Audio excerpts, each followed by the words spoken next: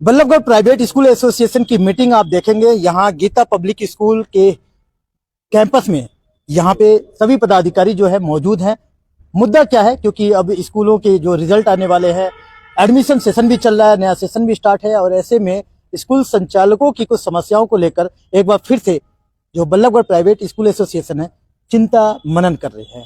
लगातार ऐसे टाइम पे प्रधान जी आप लोग एक्टिव हो जाते हैं जब कोई मुद्दा होता है या फिर स्कूल संचालकों की समस्याएं होती है, तो आज क्या मुद्दा रहा, किस चीज को लेकर मीटिंग हुई है? देखिए, आपके चैनल के माध्यम से मैं आपको संदेश जो अपने सुनने वाले हैं सभी स्कूल संचालकों को दे, एक्टिव तो हमारी एसोसिएशन हर समय रहती है, क्योंकि अब नया सेशन प्रारंभ हो गया है 1 अप्रैल से।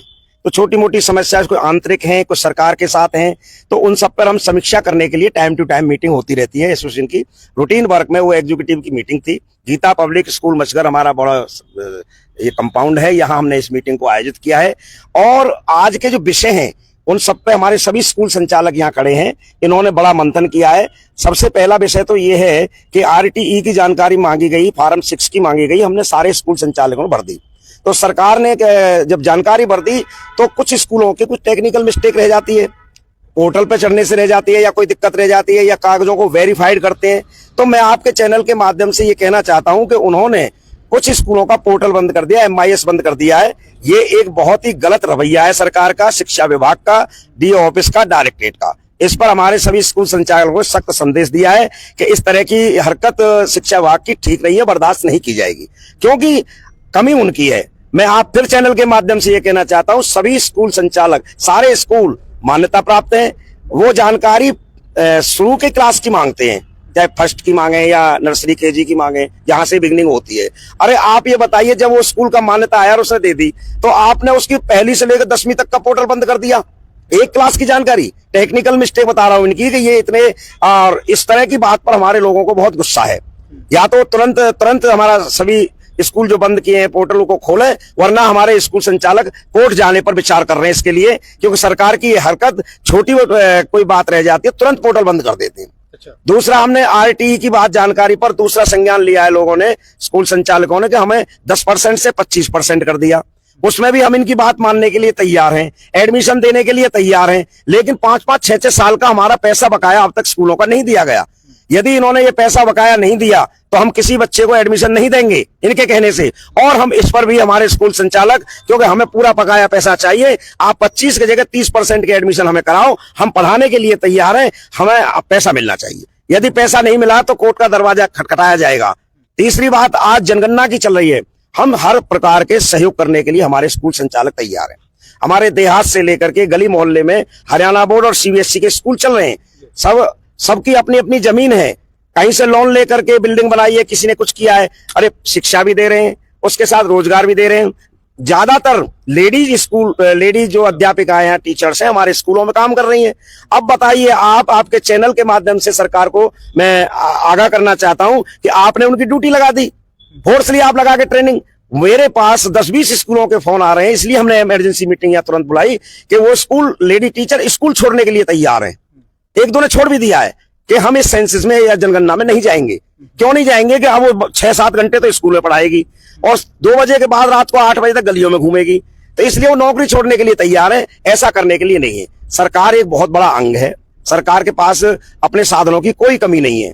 मैं ये कहना चाहता हूं आपके चैनल के माध्यम से कि किसी प्राइवेट एजेंसी को हायर करके पैसा तो सरकार खर्च कर रही है, स्कूलों को डिस्टर्ब क्यों कर रही है? जब आप हमें कुछ देते ही नहीं हो, आप हमसे पढ़वाते हो, हम राष्ट्र निर्माण का काम कर रहे हैं, नेशन बिल्डिंग का काम कर रहे हैं, रोजगार का काम कर रहे हैं, बच्चों को शिक्षित कर रहे हैं, 52% शिक्षा में आपका सहयोग कर रहे हैं, उसके बाद भी आप हमारे टीचर्स को जनगणना में लगा रहे हैं। इसका भी हमारे सभी स्कूल संचालकों ने सख्त विरोध किया है। फिर भी मैं ये कहना चाहता हूं कि हमारे बड़े लचीले स्वभाव के संचालक हैं, उन्होंने ये कहा है कि यदि हमें थोड़ा बहुत सहयोग करना पड़े, मान लो जेंट्स की ड्यूटी 1-2 टीचर्स की किसी स्कूल लग जाए जहां से भी, तो वो भी दायरे में हो, किलोमीटर 2 किलोमीटर, ऐसा नहीं है उसको 10-20 किलोमीटर का दूर एरिया दे दिया जाए, फिर वो स्कूल से और वो भी परेशान हो जाएगा जेंट्स तो भी। आप लोग अपनी बात रखते कि नहीं रखते? जब इस तरीके के मामला जब आए निकल के, तो आपको अपनी बात रखनी चाहिए ना। हम अपनी बात आज मीटिंग की है, हम रख रहे हैं। हम जिला शिक्षा अधिकारी को भी मिलेंगे, हम जो डीसी साहब से मिलेंगे, एसडीएम साहब से मिलेंगे, क्योंकि इनका काम करने का तरीका हमें पसंद नहीं है। और एक और इनका रवैया बहुत खराब है। कोई जानकारी ले सीआरसी के माध्यम से खबर आती है 4 बजे कि 1 बजे तक उपलब्ध करा दी जाए। ऑन रिकॉर्ड है। ये मरने वाले, फंसने वाले, इन्होंने पैसा नहीं दिया, कोर्ट में जाएंगे, मरेंगे। अब ये बताइए, मान्यता की कॉपी एक स्कूल की मेरे पास है और इन्होंने उस मान्यता उसको फर्जी घोषित कर दिया या उसको गैर मान्यता कर दिया, तो ये मरेंगे नहीं मरेंगे? इनकी नौकरी चली जाएगी। देखो कोर्ट में चले गए हम तो। मैं बार बार ऑन रिकॉर्ड कह रहा हूं कि हमारे पास मान्यता की कॉपी है और इन्होंने उसको गैर मान्यता में घोषित कर दिया, तो ये जब कोर्ट में जाएंगे तो इनका हाल क्या होगा? तो मैं आपके चैनल के माध्यम से सभी स्कूल संचालकों की तरफ से ये कहना चाहता हूं कि सरकार का जो रवैया है उसमें थोड़ा ढर्रे को ठीक करें। अच्छा, कितने अफेक्टेड है इस पोर्टल और उसकी बात कर रहे हैं? बहुत फरीदाबाद के लगभग 100 के करीब तो स्कूल इफेक्टेड हो रहे हैं।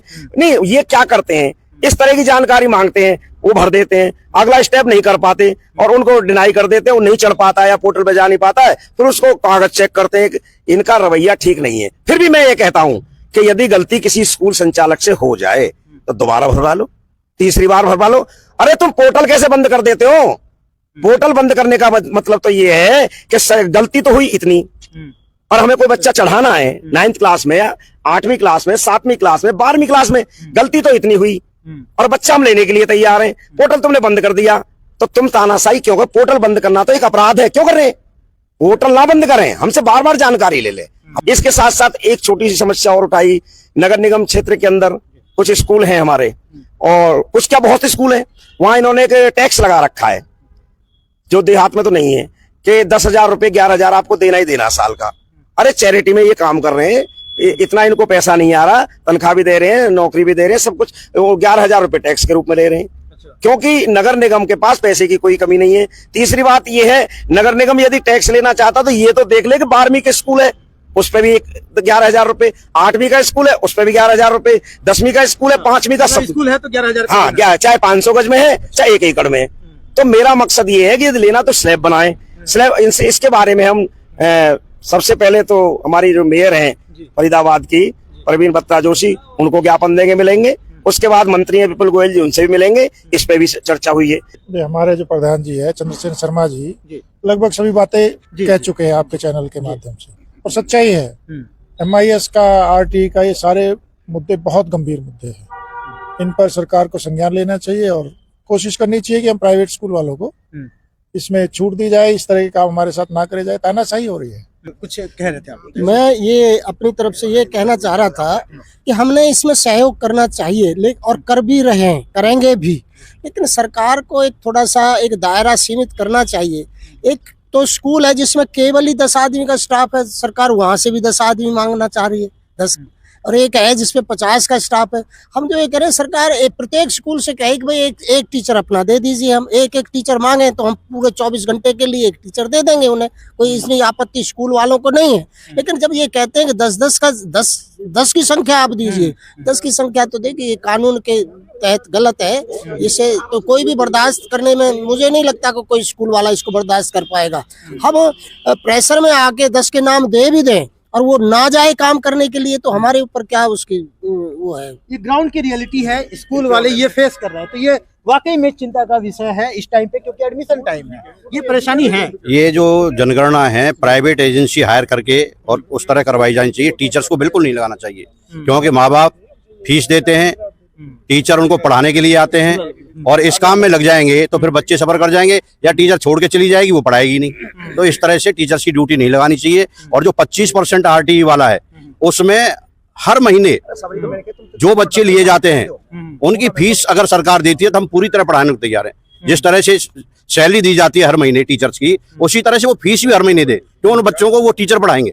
अच्छा, ये जितने भी स्कूल संचालक हैं, इन्होंने अपने बिल्डिंग को, कैंपस को, अपने रिजल्ट को इतना बढ़िया मजबूत करके रखते हैं कि वाकई में देखने लायक है कैंपस को। लेकिन आज अपनी समस्याओं को लेकर, समस्या तो बहुत है, अब छोटी छोटी समस्याएं सरकार बढ़ाती चली जाती है। अच्छा, पहले 134 था, वो इन्होंने खत्म कर दिया। उसके बाद एक और थोप दिया कि चिराग के तहत आओ। ऐसे ऐसे आ रहे हैं जिन्होंने जमीन खरीद करके मकान खरीदा है पंडितों का, आकर के कहते हैं हम गरीब हैं, 28-30 लाख का मकान खरीद लिया, बोलो गरीब है, वहां से बनवा ला कागज। अब कहते हैं बच्चे को फ्री पढ़ाओ, नंबर 1। दूसरा, सरकार ने जो 134 या चिराग में टॉप बच्चे जो टॉपर हैं उनको प्राइवेट स्कूलों के लिए सुविधाएं दी है कि वो प्राइवेट स्कूल में पढ़ सकते हैं जो टॉपर हैं। और हमारे लिए ये ना तो इन्होंने टेस्ट लिया, और बिल्कुल ऐसे बच्चों को सरकारी स्कूल के ऐसे बच्चे हमारे पास आते हैं कई बार जिनको कुछ नहीं आता, बोला इसको एडमिशन दिलाना है। तो ये चीजें नहीं होनी चाहिए, नियम का पालन तो करना चाहिए, तो इनको नियम का पालन करवाओ। दूसरा, पैसा सरकार कई बार कहती है एक बार 700-700 रुपया, फिर कहते हैं 2500-2500 रुपये हर बच्चे का देंगे। हमारे पास फार्म भरवा लेते 8वीं तक का केवल, और कहते हैं बच्चों को पढ़ाओ 12वीं तक। क्यों भाई, फार्म तो तुम 8वीं तक का पैसे भरवाते देते तो है नहीं, वैसे उन्हें भी वो देना चाहिए, वैसे उन्हें भी नहीं देते, पैसा भरवा लेते हैं भाई कितना बना वो भर दिया हमने, और देना लेना है नहीं कुछ भी। फिर उसमें 8वीं तक का ही कराते हैं, तो 9वीं 10वीं के लिए क्यों जोड़ देते हैं कि 12वीं तक पढ़ाओ? क्यों 9वीं की फीस लें, 12वीं की फीस लें, टीचर्स को तनख्वाह देते हैं, और टीचर्स को नहीं बहुत ही यानी कि साफ सफाई से लेकर के अपने विद्यालय को दुल्हन की तरह सजाना पड़ता, तब आते हैं एडमिशन। प्राइवेट स्कूल में ऐसे एडमिशन नहीं आते। देश दुनिया की हर लेटेस्ट खबर देखने के लिए सब्सक्राइब करें हमारे चैनल PNN को, और साथ ही बेल आइकन दबाना ना भूलें।